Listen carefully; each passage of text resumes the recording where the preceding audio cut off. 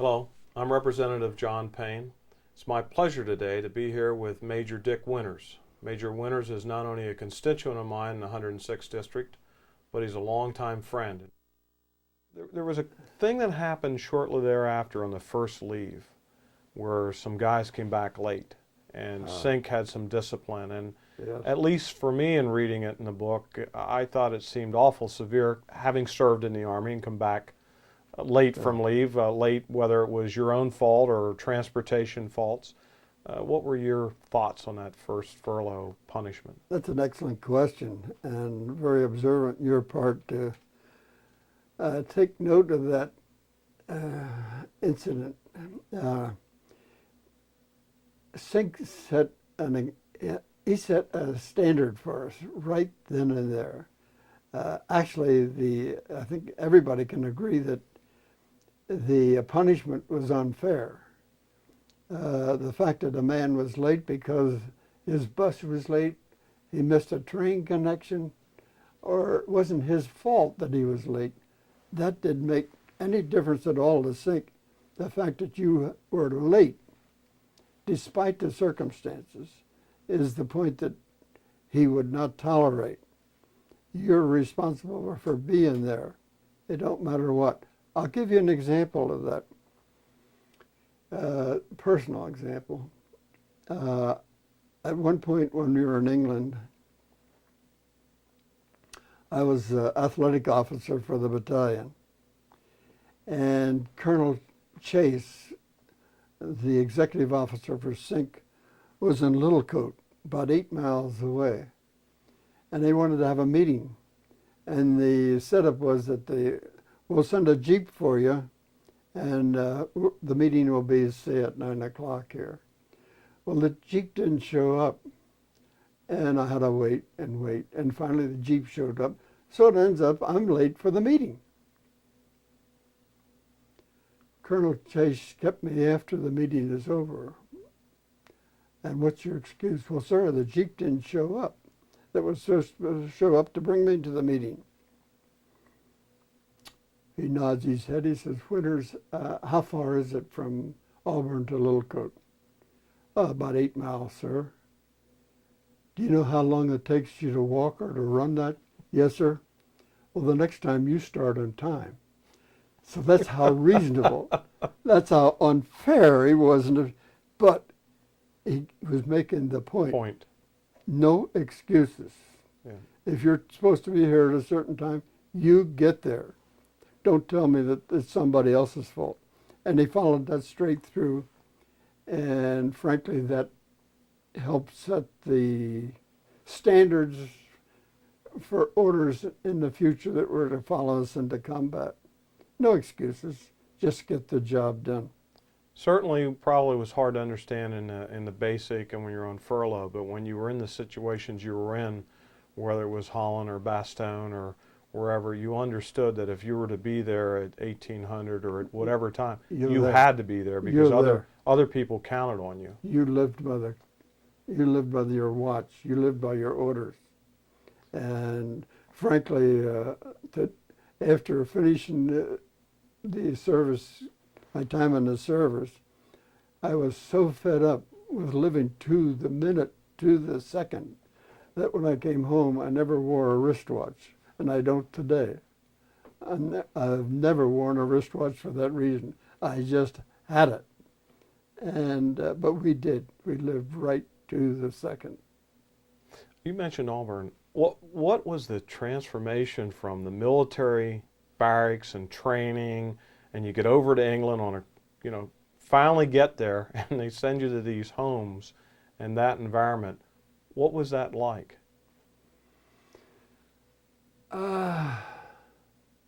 It's a terrific adjustment, naturally, and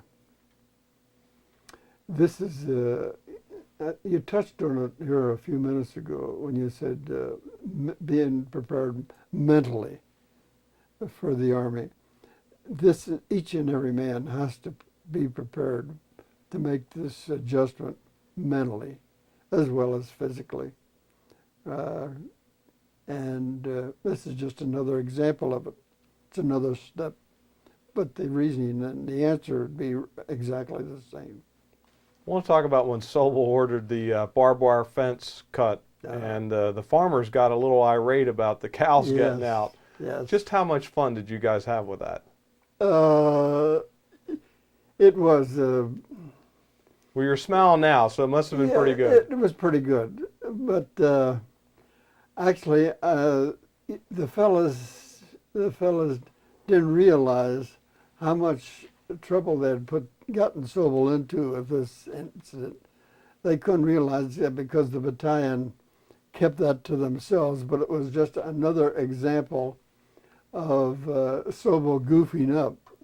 And the men, it's funny to the men, but this is starting to sink in with headquarters that this guy is goofing up again and again, not only in tactical situations, but in map reading and, like when it comes to the fence. He could have gone over the fence, he could have gone under the fence, and the thing would have been done, but no, he cut the fence. And that farmer was very much upset the next day, and he came to headquarters to let them know about it. He did not appreciate that at all. Yeah, just another example of Sobel not using good common sense. Common sense. Yeah, that was interesting. I found that part interesting in the book. That's the answer. We talked about in the book and of course the movie the June 4th meal and the potatoes and real butter and steak and ice cream. Yeah. And then of course the invasion's canceled. Storms and Ike calls it off. Yeah. So I've been begging to ask this question. What happened the second night? Did we have another full course meal, or were we on K rations, or what did we have? Can you remember? Meals aren't that important at that point in life. When you're faced with a jump into Normandy in the next few hours, meals are not important. In fact, to some people they are. I'm thinking of right now one fellow that we had in the company, Smith. He was a sergeant, good sergeant, but he wrote, he kept a diary. And as it worked out, that is one of the diaries in my files that we referred to a few minutes ago. And as I read that diary later on, because it was passed on through the family to me, this guy, the only thing when he wrote home was what he was getting to eat. And he does not mention his comrades, the men he's working with, the training or anything like that. It's always a report on what we're eating. And as I look at his diary on that, he mentions the fourth, but he does not mention the fifth. And so I can't help you out here on what we had. Mustn't have been as good, or he would have wrote about it. It was not important to me at all.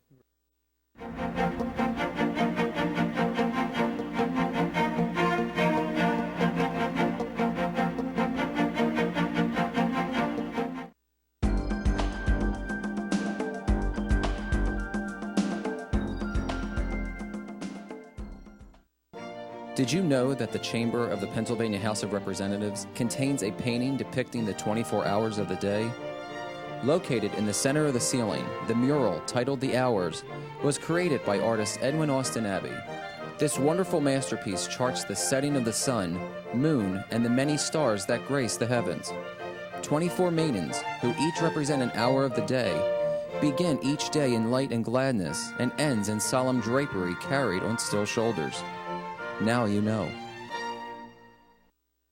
When you finally jumped and you were disoriented and guys were scattered all over the place and the leg bags were famous to rip things off, Right. Whoever came up with the leg bag idea and how late into this, because you had trained and trained and trained, how late did that happen, and what did you think when it came off and you lost all your stuff? Well, it was the idea, one of the ideas of the British, and the concept was very good. The British are good planners, and the concept was good, because the trick, one of the tricks in living through a jump is to get out of that harness as quick as possible. And so this leg bag was the way, and have a soft landing as possible. So the leg bag, of course, was on a 20-foot rope attached to your harness, and the idea that the bag would hit first, and then when you landed, it wouldn't be as hard. And so the concept is good. We bought the idea immediately. There wasn't enough to go around. There was only enough for a few of us.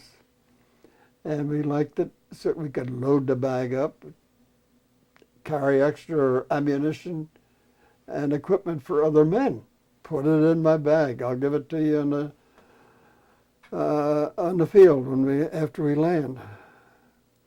But of course, as you know, when the anti-aircraft's coming up and the planes are starting to take evasive action, we're flying far too fast, and the opening shock just tore the rope, ripped the rope, and the bag went on its way, and so that everybody who jumped with one, nobody landed with one. And so I was just one of many that landed without a bag. And it was only until recently here that one of the historians came up with a bag that I had seen this after all these years. And as soon as I looked at it, I realized, oh, what had happened? They had stitched that bag to a brace going down your leg where it was fastened. And the stitches tore immediately. It should have been riveted. In addition to the stitching, it should have been riveted to that support, and maybe it wouldn't have broke loose, but it did. You get on the ground, you get a group of guys organized, you're trying to, get everybody together. The first thing depicted action that day in Band of Brothers is taking out the 105s. We've got a battery of 105s that's just shelling the hangout of our guys on the beach. Right. You take a handful of guys and go up to take the 105s out. 7 guys, yes. Yes. 7 guys. Right. Against an entrenched German position Yeah. of 4 105s, Yeah. machine guns. Right. It worked out to roughly 7, 8, 9, 10 more to every man that we had. It was hard to tell. They were in trenches, and it's a little hard to judge just how many men you were up to. I know that a unit for 105s, if you look at the table of contents in a German manual, and we didn't know this until after the war, but if you looked at a manual, you'll find that a manual for a 105 unit is about 130 men. Well, I'm not saying that we faced 130 men, because there was men that were support positions, ammunition carriers and rear echelon carriers. But the men that we were facing on the line, yes, it was about 7, 8, 9 men for everyone we had. But I hit them on the flank. And that meant that I was taking them on one position at a time. And in doing that, I could use the few guns that I had to create superior firepower, and then rush one at a time. And that's how it worked out. The D Company representatives, men had been sent up before, as you know from reading the book. They tried to take on this position, but they tried to make a frontal attack, and that didn't go very far. But I had, before we kicked this thing off, I had gone off by myself and crawled up there close enough to scout it. And I thought I found the trench, and I found that I knew from training that take it on from the flank. This is part of your training. It is not something that you're dreaming up and creating on the spur of the moment. This is all part of the training that's kicking in. So that doesn't say that you're brilliant. You made a brilliant decision here. Well, it can't be too bad of a decision. It's still being taught, and Yeah, it is. so it must have been, in my mind, a brilliant plan, brilliantly carried out, well executed. Your casualties were, yeah, I mean, this is unbelievable compared to the 60 to 70, 80 Germans that you were attacking in entrenched positions. I couldn't help but wonder whether Lipton had a second thought about being up in that tree and being exposed. Yeah, he was supposed to protect the right flank. Sent him and Rennie out there to protect the right flank, and it ended up he crawled up this tree. As you go back there today and look at the tree is now 60 years old, you know, older than 60 years, and it's dead. And it's huge, it's big. But at the time he crawled up it, it was a young tree, and the branches were weak. So he had trouble getting up there with the branches bending and so forth. It was quite a job to get up there and get a position that he had observation out over the field. Well, I don't think you give yourself enough credit, Dick, on the planning, and I don't think the movie depicted that you went up on your own, reconned the area, crawled back the trench. Correct. But a lot of that credit for the successful capture of those guns goes to your pre-planning, to your common sense, to your initiative, to your ability to command the troops. What's going on? What's the holdup? Not sure. Why will get your tenants got something to do with that? Yeah. It's good to see you, Dick. Yeah, you too, Buck. What's the situation? Not good. 90% of the men are still unaccounted for. Lieutenant Meade? No one's seen him, or anyone from this plane. You know, if he is missing, wouldn't that put you in line to be the next commander of Easy?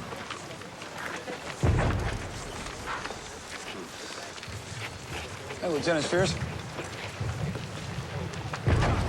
How many men of Dog Company got assembled? Handful, maybe 20 You the only officer that made it? so far. Still waiting for orders. You got some cigarettes? Yeah. Hey, keep it back. Lipton, when you see we captured the first gun, I want you and your TND as fast as possible. Yes, sir. Okay, just weapons and ammo. Drop everything else. Got any spare ammo in a pack or a musette bag? Bring it along. Lieutenant, sir? I was wondering, sir, you need an extra hand? Ain't you Sink's Jeep driver? So? What's your name, trooper? Lorraine, sir. You're with me, Lorraine. Compton, second squad. Yes, sir. All right, you heard the word. Let's move, let's move. That particular event you were put in for the Medal of Honor for. Yes. And my understanding in reading the book was the only reason you didn't get it was because there was only one per division. One per division, right. Well, as I go back, I give the credit to the training we had to prepare us for this, and the men that are with you. It's the same thing with the men. They were prepared, and so there's that relationship, close relationship we were talking about a few minutes ago, that bonding. Mm-hmm. And having gone through this training over this period of time, over and over again, you didn't have to stop and explain to them what you wanted. You told them what you want, and they immediately knew what you were driving at and what the job was to be. So here's where the training pays off. Yeah, working together as a team. Working clicking, together. Everybody knows what's expected, what to do. Everybody is doing his job. Yeah, I like that part. You don't do it yourself. It takes everybody doing his job. to get the thing done. The team. I like the comment in the book where you could tell which man it was at night by the shadow or by their outline. That's how well you knew people. Definitely. And that's certainly that kind of training yes. and expertise pays off. Definitely.